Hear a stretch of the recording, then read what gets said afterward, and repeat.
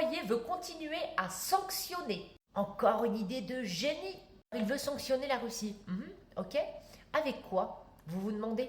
Eh bien avec du fric. Du fric, du pognon, du flou, tout ce que vous voulez. Sauf que, attention, information intergalactique. C'est pas son argent. Non, non, c'est le nôtre. Notre fric à nous. Celui de notre porte-monnaie. Celui qu'on gratte pour payer le pain et Netflix. Donc là, moi personnellement, je dis stop. Ouais. Et à un moment donné, stop. Stop à notre employé. Non mais qu'est-ce que ça veut dire ça?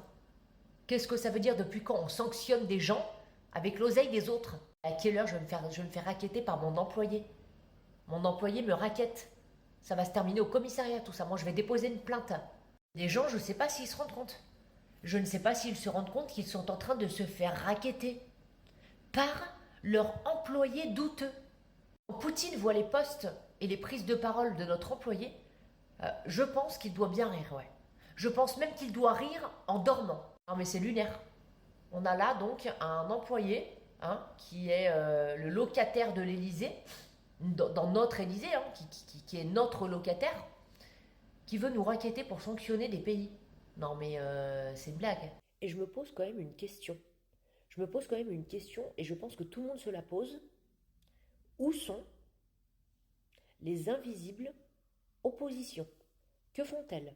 À quoi servent-elles? Je vous rappelle quand même une chose, d'accord? Et ça, je vais vous en parler tous les jours tant qu'il est là-bas, parce que je pense qu'il faut faire honneur à cette opération, à son courage, et également bien entendre les informations qu'il nous fait passer, d'accord? La Russie n'est absolument pas du tout dans cette optique-là. À aucun moment, les Russes et le président russe a la haine contre les Français. C'est-à-dire que tout ce qu'est en train de faire cet individu, d'accord?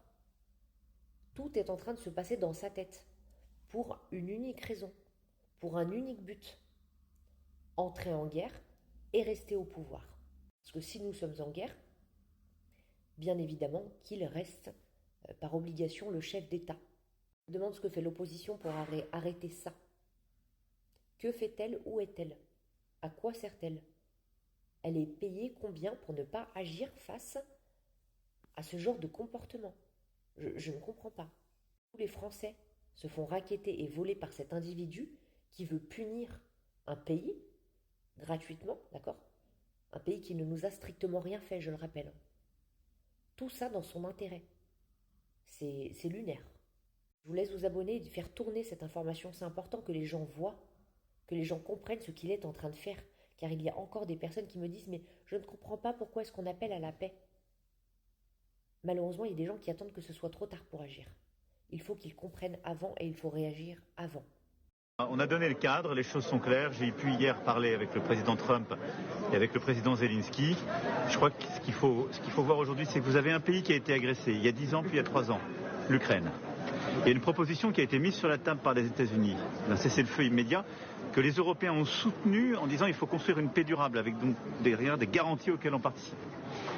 Au mois de mars à Jeddah, le président ukrainien a dit « Je suis d'accord pour un cessez-le-feu inconditionnel ».